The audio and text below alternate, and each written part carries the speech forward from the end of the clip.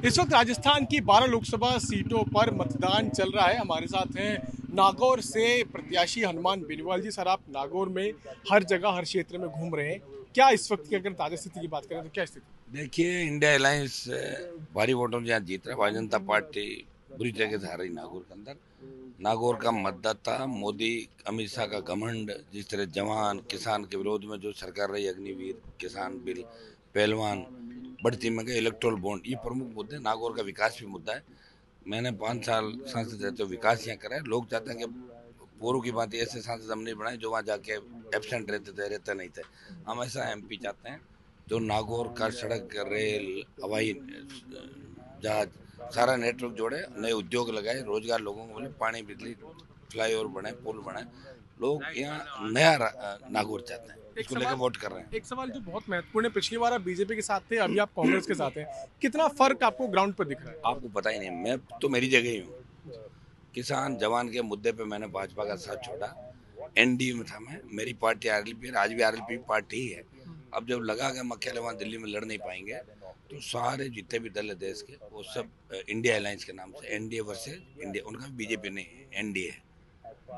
अकेले आप वो भी पहले नहीं एनडीए के हाँ, अकेले वो भी नहीं लड़ पाए। उन्होंने एक एक करके शिकार किया लोगों को। पहले पार्टनर बनाते, फिर अपने हिसाब से चलते, लोग छोड़ छोड़ उनको, खूब लोग चले गए थे। और इंडिया अलायंस हम मिलके मुकाबला करें निश्चित रूप से। अब की बार इंडिया अलायंस अच्छी स्थिति में रहेगा देश का। अच्छी स्थिति में रहेगा, सरकार बनेगी इंडिया की, आपको लगता है? अब सरकार का तो मैं बाहर नहीं गया, मैं ये कह सकता हूँ, अभी जैसे राजस्थान के अंदर चुनाव हो रहे, पिछली बार 25 सीट थे एनडीए की, तो 15 सीटों में फाइट है शानदार। 25 में से 15 और सीट। फाइट है, अच्छी फाइट है, शानदार। तो अच्छा रिजल्ट आएगा, फाइट है। क्या मुद्दे मुद्दे क्या हैं? क्या सनातन आपको मुद्दा नजर आता है ग्राउंड पर? क्या जो बातें कही जाती हैं कि देश विरोधी बातें कांग्रेस करती है, वो क्या मुद्दे मोदी हैं? की झूठ जो है ना, उसे लोग दाब गए। इतना झूठ बोलता है, इतने झूठे लोग हैं, ख्वाब दिखा था हवा के अंदर। बेरोजगारी, जिस तरह के हालात देश में बने, मणिपुर की हिंसा से लेकर तमाम जगह, और रिजल्ट जीरो। ये नौकरियां दे दूंगा, इतने खाते में आ जाएंगे, वो आ जाएंगे। वो इनकी सोच जो रही है किसानों जवानों के खिलाफ, दलितों के खिलाफ, तो ये प्रमुख मुद्दे यहाँ पर चले। कुछ लोकल फैक्टर्स होंगे और ऑब्वियसली कि बड़ा चुनाव है तो उसके अंदर देश के पर्सपेक्टिव से भी लोग देखते हैं। तो मोदी जी हमेशा एक क्रिटिकल फैक्टर रहे हैं, इसमें कोई दो राय नहीं है। और उसके अलावा हमारी क्योंकि सीट अलायंस में दे दी गई थी, कांग्रेस ने कैंडिडेट नहीं खड़ा किया, आरएलपी को उतारा यहाँ से, तो अपने आप में एक चर्चा का विषय हो गया कि कांग्रेस वालों का हमेशा ये कहना था कि नागौर हमारा गढ़ है।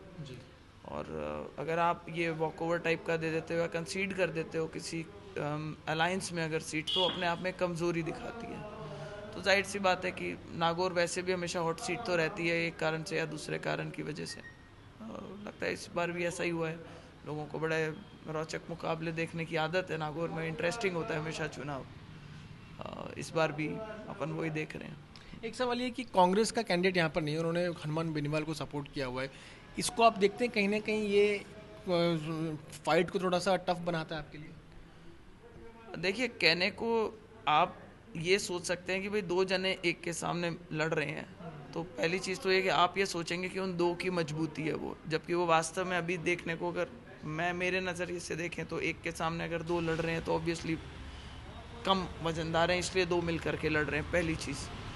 दूसरा, पिछले कुछ समय में जिस तरीके की राजनीति हनुमान बेनीवाल जी ने करी है, तो उनका जो गठबंधन का जो अलायंस वो करते थे, जैसे पिछली बार उन्होंने बीजेपी के साथ किया, फिर उन्होंने चंद्रशेखर रावण के साथ करा, तो क्रेडिबिलिटी कहीं ना कहीं लूज़ हो गई है। और वही कारण है शायद कि उनको कांग्रेस से भी शायद इतना समर्थन नहीं मिल रहा, इसीलिए उन्होंने अपनी एक स्पीच में कह भी दिया था कि ये मतीरों का भारा टाइप है, कि 4 को पकड़ के लाता हूँ तो 6 भाग जाते हैं। तो जाहिर सी बात है कि कहीं ना कहीं वो पिंच फील हो रहा होगा, कहीं ना कहीं उन्होंने किसी ना किसी के चुभे होंगे, तभी वो, कई लोग नीचे ग्राउंड पे भी जो आवाज़ आती है वो आती है कि भाई बड़ी उतारने का टाइम आ गया, लोकल भाषा में, कि भाई अब ये जो इन्होंने हमें करी थी उसको भूल सुधारने का समय आ गया, या मतलब इनको वापस उसी करेंसी में पे करने का टाइम आ गया। इस तरीके की चीज़ हमें भी बहुत सुनने को मिली थी प्रचारों के दौरान। वहाँ ये कहा जाता है कि जाट इश्यूज और वुमेन इश्यूज जो है वो प्रोमिनेंट हैं इस सीट के ऊपर, और जाट जो है वो हमेशा से हनुमान बेनीवाल के साथ रहे हैं। आपको लग रहा है ऐसा? नहीं, ऐसा नहीं है। पिछले कुछ टाइम से हनुमान बेनीवाल जी ने अपने इमेज इस तरीके की प्रोजेक्ट करी है कि भाई जैसे मैं तेजा जी को मैंने पुजवा दिया और जाटों का सबसे बड़ा संरक्षक मैं हूँ, और मैं मतलब प्रमोट करता हूँ, जबकि वास्तव में अगर आप देखें तो हनुमान बेनीवाल और अशोक गहलोत जी, इन दो लोगों ने मिलकर के वास्तव में मतलब जिनको राजनीतिक घराने कहेंगे अपन जाटों के, उनको ख़त्म करने का काम किया है।